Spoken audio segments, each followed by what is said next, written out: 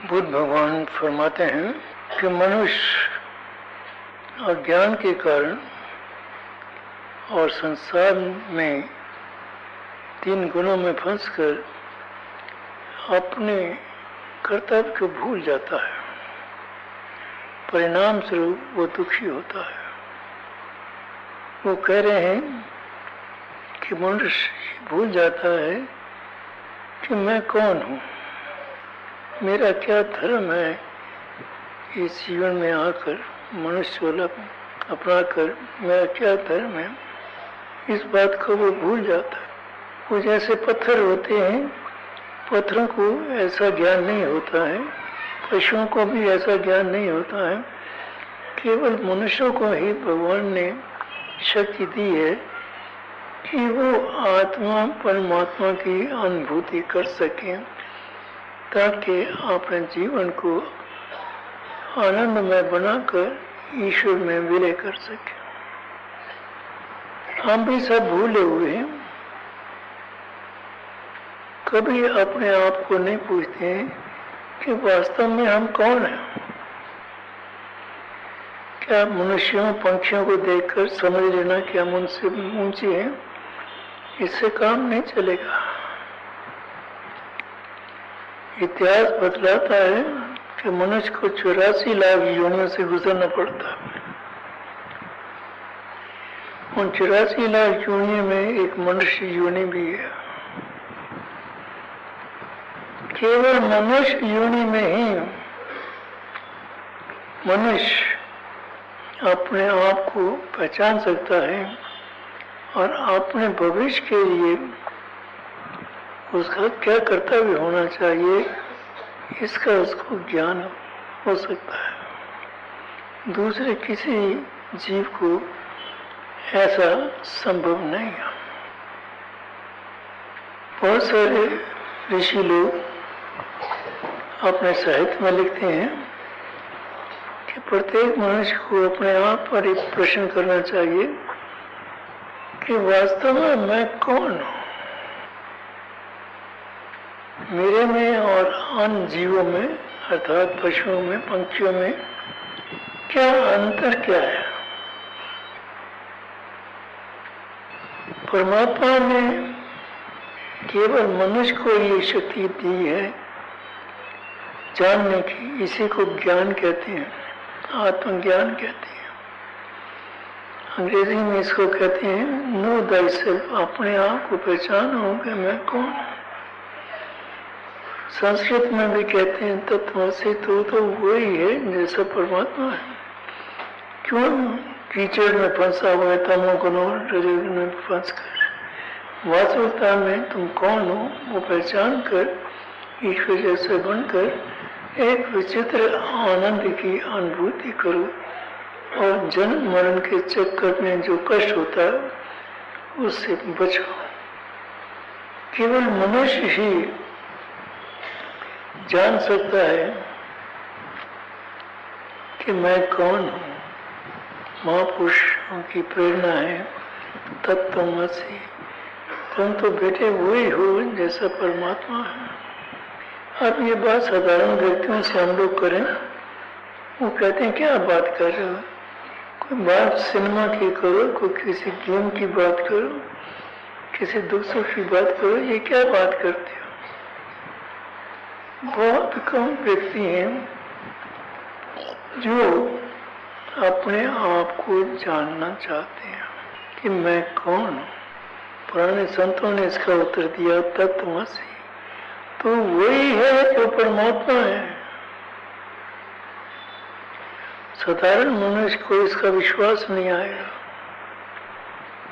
तो महापुरुषों ने स्वयं साधना की एवं जनता को प्रेरणा दी कि योग साधना करके अपने आप को पहचानो, आप क्या हैं। ये शरीर है, ये आपका रूप नहीं है। 5 शरीर हैं, शरीर प्राण मन बुद्धि आनंद। ये 5 शरीर खत्म होने वाले हैं, ये मनुष्य के रूप नहीं है। तो मनुष्य का क्या रूप है, जो परमात्मा का रूप है। परमात्मा की अंश आत्मा है, वो आत्मा रूप मनुष्य का है, परमात्मा जैसे उसका भी रूप है। और कई लोग तो अभ्यास ही यही करते हैं, हम ब्रह्मस्मि, मैं ब्रह्म हूँ, बार बार ब्रह्म का नाम लेते हैं और अस्मि कहते हैं, कोशिश करते हैं कि हम भी ब्रह्म जैसे बन जाएं, परमात्मा जैसे बन जाएं। परमात्मा की विशेषता क्या है? वो सत्य स्वरूप है, चित्त स्वरूप है, ज्ञान स्वरूप है, आनंद आनंद है ना, उसके भीतर में किसी प्रकार का दुख नहीं है। कोई मनुष्य नहीं चाहेगा कि वो उसको कभी किसी प्रकार का दुख आए। अगर से आप ऐसा चाहते हैं तो आपको भी ईश्वर जैसा बनना होगा, सच्चित आनंद स्वरूप जैसा बनना होगा। परमात्मा ने ये शक्ति केवल मनुष्य को ही प्रदान की है कि वो मेहनत करे और चाहे तो वो ईश्वर जैसा अपने आप को बना सकता है। वास्तव में जब वो अपने आप को पहचान लेता है, हम ब्रह्मस्मि, मैं ब्रह्म हूँ, तो वो औरों को प्रेरणा देता है कि ठीक है कि मैंने साधना की है, मैं ब्रह्म हूँ, मेरे मित्र तू भी ब्रह्म है, तत्वमसि। और जो तीसरे आदमी है वो भी ब्रह्म है। अंग्रेजी में इसे कहते हैं वेरीली ऑल इज गॉड। वास्तव में सब कुछ जो दिखता है, जो नहीं दिखता, सब परमात्मा स्वरूप है। परंतु हम योग प्रॉपर साधना नहीं करते हैं, ना तो ईश्वर को जानने की कोशिश करते हैं, ना अपनी वास्तविकता को समझने की और बढ़ने की कोशिश करते हैं। मनुष्य को ही भगवान ने अवसर दिया है कि यदि वो चाहे साधना करे, परिश्रम करे, तो वो ईश्वर जैसा बन सकता है और बनकर उसके मुखारबिन से निकलेगा, अहम ब्रह्मस्मि, मैं तो ब्रह्म हूँ। मैं भूला रहा कि ये चमड़े का जो शरीर है ये मेरा शरीर नहीं है, ये मेरा रूप नहीं है। इसने तो 2-4 साल के बाद या 50 साल के बाद इसको तो जलाया जाना खत्म हो जाएगा। मैं आत्म स्वरूप हूँ जो कभी मरता नहीं है, न कभी जन्म होता है, आदिकाल से है और अंत तक मैं रहूंगा। हम सब भूले हुए पाठ पूजा हम करते हैं, परंतु पाठ पूजा का सार ये है, तू करता तू गया, मुझ में रही न हूँ, आपा फिर का मिट गया, जतन देखा तत्व है। वो पाठ पूजा करने का मतलब ये है कि तू करता करके परमात्मा के स्वरूप को जानकर, परमात्मा के गुणों को जानकर उनको अपना रूप बनाना, इसको अभ्यास कहते हैं। अभ्यास करके परमात्मा जैसे बनना, तब आपके मुखारबिन से छोटी आवाज में निकलेगा, अहम ब्रह्मस्मि, मैं ही ब्रह्म नहीं हूँ, जीव तो ब्रह्म है, तत्वमसि। और जो अन्य लोग हैं वो भी ब्रह्म स्वरूप है, सब ब्रह्मस्मि। हम सब भूले हुए हैं, कोई मंदिर जाता है, कोई गुरुद्वारा जाता है, कोई मस्जिद जाता है, मगर अपनी वास्तविकता को कोई नहीं जानने की कोशिश करता।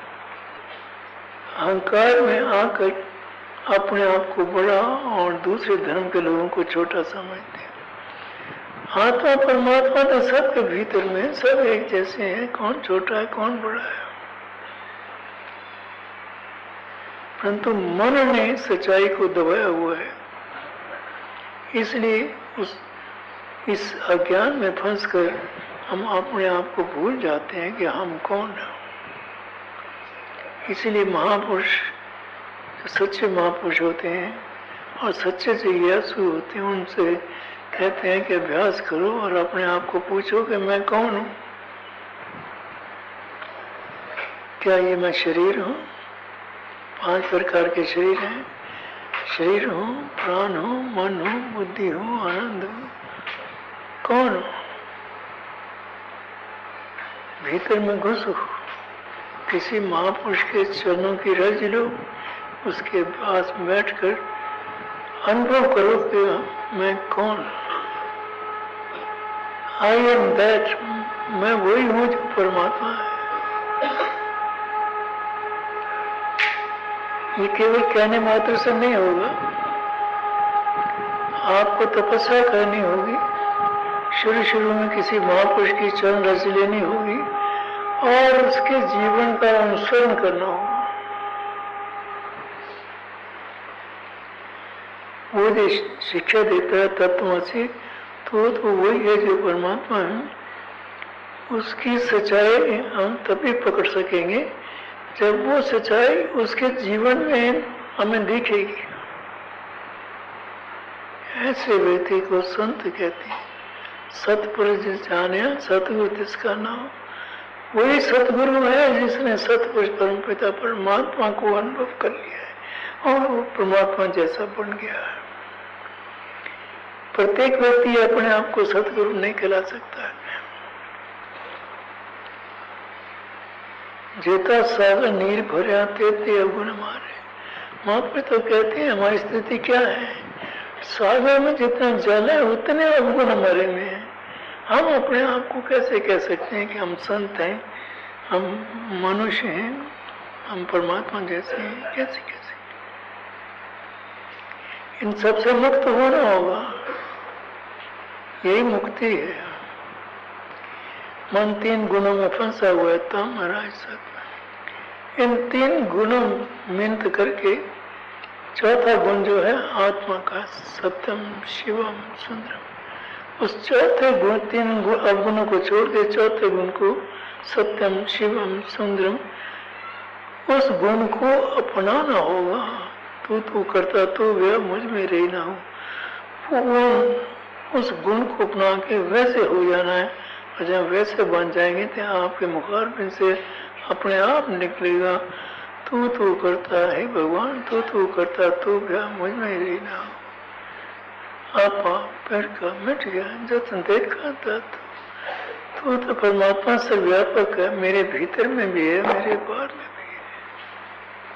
ये कहने से काम नहीं चलेगा, इसके लिए अभ्यास करना होगा। महापुरुषों की चरण रज लेनी होगी, उनके जीवन के अनुसार अपना जीवन बनाना होगा। संक्षिप्त में परमात्मा जैसा इसी जीवन काल में बनना होगा।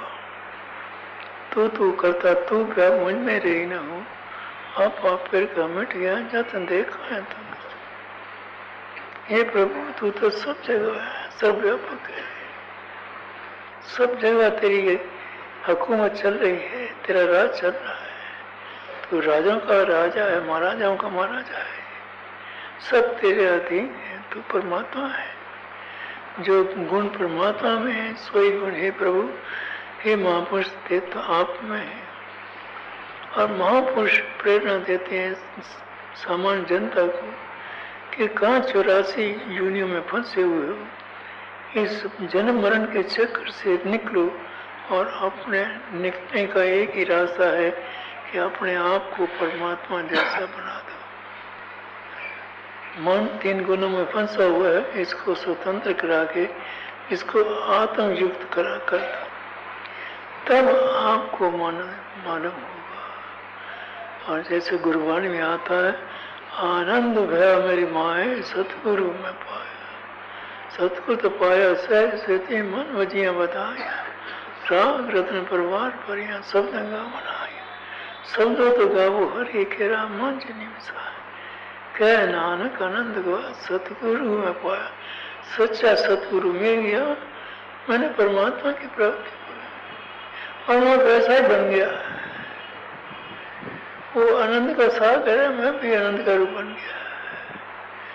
आनंद भया मेरी माए, है मेरे सतगुरु, मैं तो आनंद का रूप बन गया। सतगुरु परमात्मा मेरे रोम रोम में बसा। ये प्रत्येक व्यक्ति का धर्म। लोग धर्म को समझते नहीं, संप्रदाय को, कम्युनिज्म को धर्म समझते हैं। ये नहीं है धर्म, ये है ड्यूटी है, कर्तव्य है। वो कर्तव्य महान कर्तव्य है कि ईश्वर ने आपको भेजा था इस संसार में, और अब आप फंस गए यहाँ आकर कीचड़ में। कीचड़ से, 3 गुणों के कीचड़ से निकलकर, 3 गुणों से निकलकर आत्म युक्त होकर, आत्मा जैसे बनकर परमात्मा के चरण रच लेने जा गया। आत्मा परमात्मा की अंश है, वो सर्वव्यापक है, हम व्यक्तिगत हैं। तब भी व्यक्ति को बड़ी कठिनाई आती है ईश्वर जैसा बनना, इसीलिए इसको साधना कहा गया है, तप कहा गया है, पाठ पूजा कहा गया है। परंतु हम सब भूले हुए हैं कि हमारा जीवन का लक्ष्य क्या है।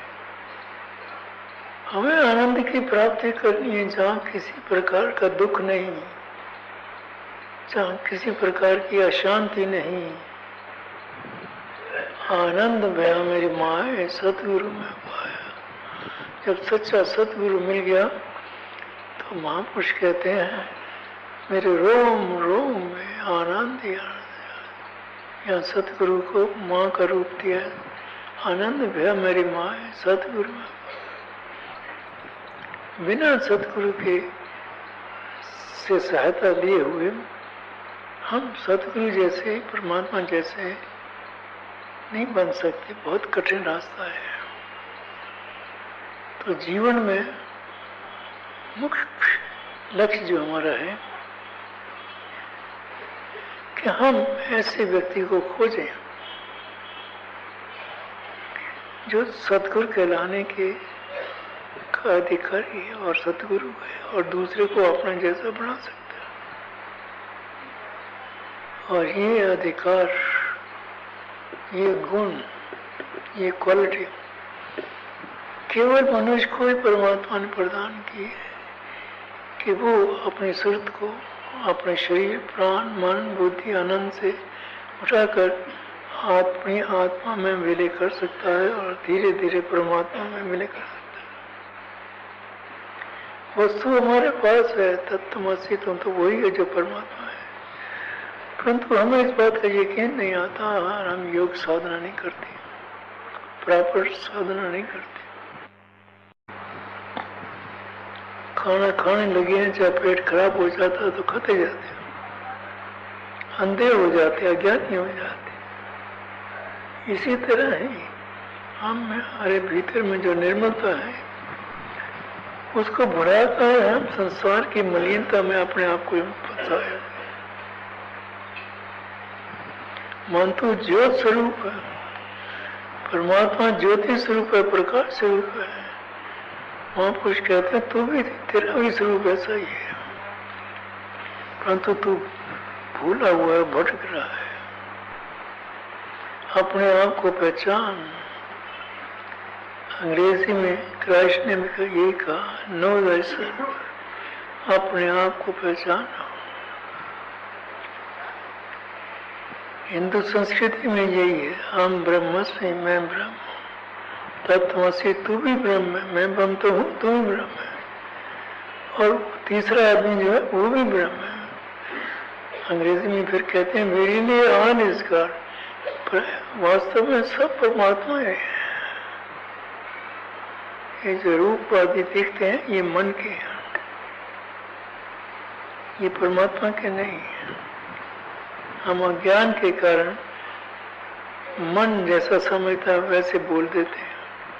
वास्तव में वेरी ऑल इज गॉड, सब ब्रह्म है, सब ब्रह्म है, सब ब्रह्म है। मैं भी ब्रह्म हूँ, हम ब्रह्मस्मि, तत्वमसि, स ब्रह्मसि। आदिकाल से ये लफ्ज कहे जा रहे हैं, परंतु मनुष्य को समझ नहीं आती। वो ऐसा भूल गया है, इस प्रकार भूल गया है, भटक रहा है और कह देता कल युग आ गया इसलिए मेरे से बुराइयां हो जाती हैं। कलयुग का दोष नहीं है, मनुष्य का अपना दोष है। हमें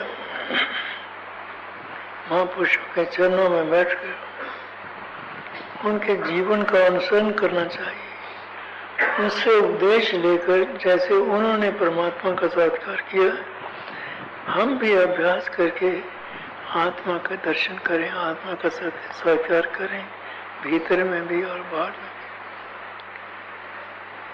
भी। ये काम कठिन है, इसीलिए गुरु धारण किया जाता है। गुरु परमात्मा का प्रतीक है, उसमें वही गुण है। गुरु जो अज्ञान से मुक्त है, जो परमात्मा की स्थिति है, वही गुरु की स्थिति है। परंतु हमें विश्वास नहीं होता है, और विश्वास इसलिए भी नहीं होता क्योंकि संसार में देखते हैं कि शोषण बहुत है। संत रूप में भी लोग दुनिया का शोषण करते हैं और संतों के नाम को बदनाम करते हैं। ऐसे लोग भी हैं, सैकड़ों हैं। अभी दक्षिण में एक महापुरुष, बहुत ऊंच कोटि का महापुरुष था, उसको जेल में भेजा गया। उसने कुछ संसारिक काम किया, कोर्ट ने उसको फांसी की सजा दी। इस काल में साधारण व्यक्ति तो बुरी बातें करता है, जो अपने आप को संत कहते हैं, गुरु कहते हैं, पढ़े लिखे हैं, विद्वान हैं, परंतु मन में लालच आ जाता है कि मेरे पास भी इतने बंगले होने चाहिए, इतने नौकर चाकर होने चाहिए। उस लालच में वो भी गलतियां कर जाते हैं। जो औरों को, लाखों व्यक्तियों को मार्गदर्शन दिखाते हैं, वे स्वयं सच्चे मार्ग से भटक जाते हैं। ये काल भगवान जो है, ये बख्शता नहीं है, सबको गलत रास्ते पर डालने की कोशिश करता है, क्योंकि वो नहीं चाहता कि उसका संसार खत्म हो जाए। यदि सभी लोग आत्मिक रूप धारण कर लेंगे तो वो कहाँ जाएगा, उसकी हुकूमत कहाँ जाएगी? वो ईश्वर की लीला है। संसार 3 गुणों में चल रहा है, सत्य, तम, रज, और प्रत्येक व्यक्ति का धर्म है कि पहले तम गुणों से मुक्त हो, फिर रजोगुण से मुक्त हो, फिर सात्विक गुणों से मुक्त होकर आत्म स्थिति हो, परमात्मा के चरण रज बनकर आत्मा में लय होकर जीवन व्यतीत करे। कठिन है। लाखों करोड़ों में से कोई एक आध आदमी निकलता है जो इस स्थिति को प्राप्त करता है, अर्थात वो ईश्वर जैसा बन जाता है। ब्रह्म ज्ञानी थे कछ बुरा न भया। जिसको ब्रह्म ज्ञान हो जाता है और सहज रूप बन जाता है, वो चाहे भी तो बुरा कर्म नहीं करेगा, उसे हो नहीं सकेगा। वैसे भी जो पढ़े लिखे व्यक्ति होते हैं तो वो बुरा कर्म करने लगते हैं, तो भीतर से उनको भी आवाज आती है, अरे भैया ये तुम क्या करने लगते। और कुछ लोग अंतर की आवाज को टेंशन देते हैं, अपना ध्यान देते हैं। कुछ लोग बेपरवाह हैं, ज्यादातर लोग बेपरवाह हैं। ईश्वर की कृपा है कि वो भीतर में बैठा हुआ हम कोई गलत काम करने लगते हैं तो हमें आवाज देता है, बेवकूफ ये क्या कर रहे हो। परंतु बेवकूफ कानों में रुई डाल देता है और आत्मा, परमात्मा, संतों की आवाज नहीं सुनता है। तो मनुष्य चोले में ही व्यक्ति यदि ईश्वर की आवाज सुने तो वो हमेशा हमेशा के लिए अमर हो जाएगा, जन्म मरण के चक्कर से छूट जाएगा और परमात्मा जैसा बन जाएगा। परमात्मा प्रेम है। इस प्रेम को वर्णन करना बड़ा कठिन है। मन का प्रेम जो होता है ये कीचड़ में फंसाता है। आत्मा का जो प्रेम होता है वो परमात्मा की तरफ ले जाता है। परंतु हम सब भूले हुए हैं आत्मा भी है हमारे भीतर में, मन भी है। हम मन के पीछे लगते हैं, आत्म स्थित नहीं होते। मन बुद्धि चित्त अहंकार का परित्याग करके अपना सिर्फ अपना जो वास्तविक रूप है उसमें स्थिर नहीं होते और वहाँ स्थिर होकर परमात्मा के स्वरूप को और परमात्मा के गुणों को धारण करके जीवन में उतारते नहीं। इसीलिए जन्म मरण के चक्कर में व्यक्ति पड़ रहता है। तो पहला कर्म जो है, जो मनुष्य को दिया गया है, आम जीव नहीं कर सकते। मनुष्य चाहे तो योग अभ्यास करके ईश्वर जैसा बन सकता है। तो आप सब भाग्यवान हैं, आपको मनुष्य चोला भगवान ने प्रदान किया है। इसी चोले में रहते हुए भगवान के गुणों को आप जाप करें, पाठ करें और अभ्यास करें उन गुणों को धारण करने का, वैसे बन जाने का। तू तू करता तू गया, मुझ में रही न हो, आप फिर का मिट गया जतन देखा। परमात्मा ने आपको मनुष्य जीवन इसलिए दिया है कि आप भी परमात्मा रूप बन जाए, परंतु मनुष्य भूल जाता है, मन के पीछे लगकर बुराइयों में फंस जाता है। आत्मा भी प्रदान की है परमात्मा ने। आत्मा का साथ करने का अभ्यास प्रत्येक व्यक्ति को करना चाहिए। वो खजाना उसके भीतर में है और दुख की बात है कि अपने खजाने की तरफ उसका ध्यान नहीं जाता, बुराइयों की तरफ जाता है। ये किसी का अपमान नहीं है, ये प्रकृति ने कुछ ऐसा ही रूप बनाया है और हमारे संस्कारों ने, हमने तामसिक व्यवहार किया तो तामसिक अवगुण हमारे भीतर में आ जाते हैं। तो अपने जीवन को ही साधना का रूप बनाना चाहिए। जीवन ही सर्वश्रेष्ठ साधन है, जीवन ही आत्मक जीवन बनाना चाहिए और अंत में आप परमात्मा में मिले हो जाएंगे। ये मनुष्य ऐसा कर सकता है, परंतु मनुष्य ध्यान नहीं देता। ईश्वर के पास से कोई महापुरुष मिल जाता है, परम संत मिल जाता है, तो वो कृपा करके उस व्यक्ति को अपने जैसा बना लेता।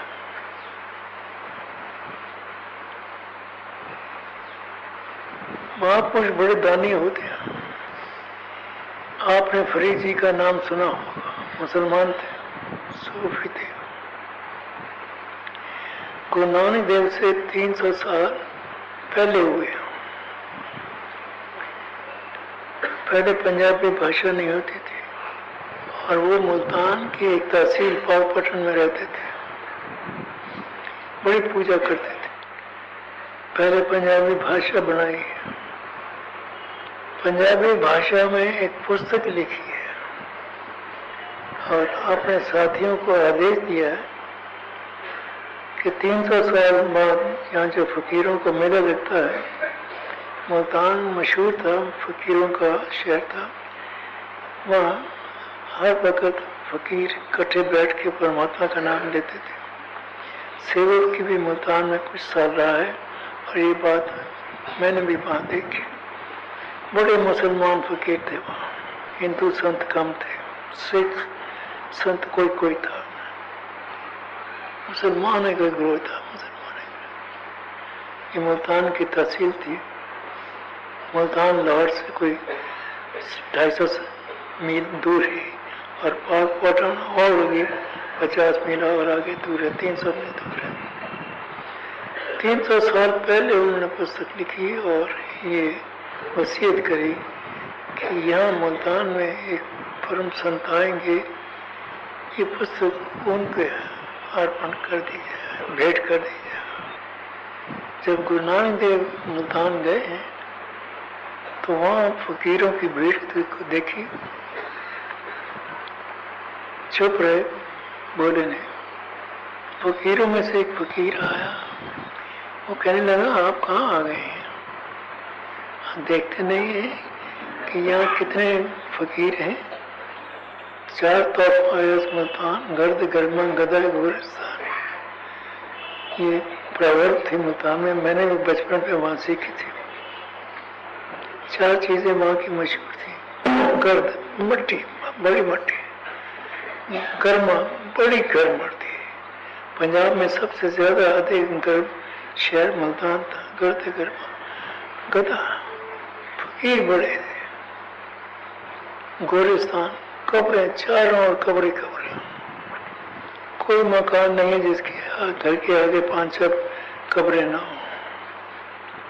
और शहर के बाहर तो कब्रें कब्रें थी, कब्रें कब्रें थी। तो एक फकीर उठ के गया, आप कहाँ आ गए हैं, यहाँ कोई फकीरों की कमी है। कुरान जी चुप रहे। तो फरीद जी का जो प्रतीक था, रिप्रेजेंटेटिव था, फरीद जी की पुस्तक लेकर आया। पहले एक फकीर आया, वो दूध का कटोरा एक लाया कि आप यहाँ कहाँ आ गए हैं, कटोरा देखो कितना भरा हुआ। गुरु नानक देव ने एक चंबेली का पुष्प दूध में रख दिया। तो चंबेली का फूल बड़ा ही हल्का होता है, सूक्ष्म होता है, वो दूध में रखा तो दूध में डूबा नहीं। उस फकीर को होश आ गई कि ये साधारण व्यक्ति नहीं है। तब वो जो पुस्तक थी फरीद जी की, वो उनको बड़े आदर सम्मान के साथ भेंट की गई। वो 300 साल के बाद गुरु नानक देव जी का जन्म हुआ। और जब गुरु ग्रंथ साहब का संकलन हुआ तो फरीद जी की वाणी भी सारे की सारे गुरु ग्रंथ साहब में शामिल की गई।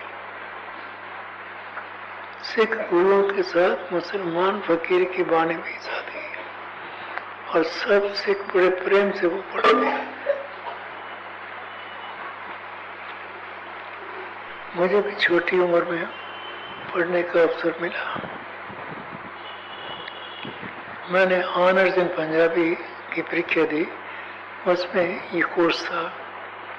तो फरीद जी की पुस्तक पढ़ी, बड़ा अच्छा लगा। पंजाबी मेरी भाषा नहीं थी, पंजाबी मैंने अमृतसर में आकर धीरे धीरे सीखी। खैर उस परीक्षा में सफल हुए धीरे धीरे।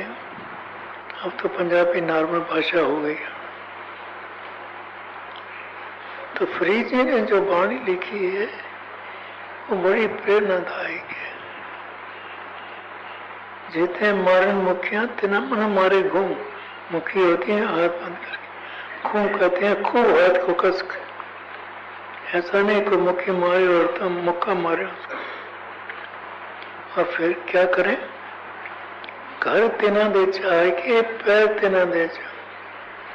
जो हमें मुक्का मारे हम उसके घर जाके उसके पहुंचों में फरीदा बुरे दा भला कर गुस्सा मन ना डाले। क्या हम ऐसा करते हैं? गुरु नानक साहब ने ये वाणी पढ़ी, बड़ी प्रसन्नता हुई और आदेश दिया कि जब गुरु ग्रंथ साहब में महापुरुषों की वाणी संकलित होगी, फरीद जी की वाणी भी साथ रखी, साथ संकलित की चाहिए। सब सिख लोग पढ़ते हैं मुसलमान की वाणी। तो कहने का अर्थ ये है, परमात्मा ने आपको मनुष्य चोला प्रदान किया। इस मनुष्य चोले में ही ये 5 आभरणों से बना हुआ है, शरीर प्राण मन बुद्धि आनंद। इसके भीतर में जाके आत्मा, इन 5 आभरणों से मुक्त होकर अपने में जो वास्तविक रूप है उसको पहचानने की और उस वैसे उसमें जो गुण है उन गुणों को अपना कर अपने जीवन को सफल करें। हम कोई भी नहीं करता, हम में से कोई भी नहीं करता ये साधन। अपने पास है वस्तु, मन तो ज्योत स्वरूप है, अपना मूल पहचान,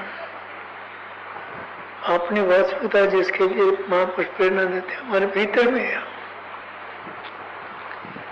हमें महापुरुष अभ्यास भी सिखलाते हैं, परंतु हम अभ्यास पूरा नहीं करते हैं। हमारे सत्संग में भी अभ्यास सिखाया जाता है, अपनी आत्मा का अनुभव करने का, अपने आप को जानने का अभ्यास बताया जाता है, मगर बहुत कम लोग गंभीर हैं इस बात का। संसार में जो बात बुरी भली चीजें नजर आती हैं, उन्हीं में हमारा मन फंसा रहता है, राग द्वेष में मन फंसा रहता है। तो परमात्मा ने तो हम पर बड़ी कृपा की है कि हमें अपने जैसा बनाया है। अब हमारा धर्म है कि हम वैसा बनकर जब ये शरीर छोड़े, प्रभु जैसा बनकर छोड़े। इस बीच में कोशिश करें, इसी का नाम अभ्यास है, इसी का नाम साधना है, इसी का नाम पाठ पूजा है।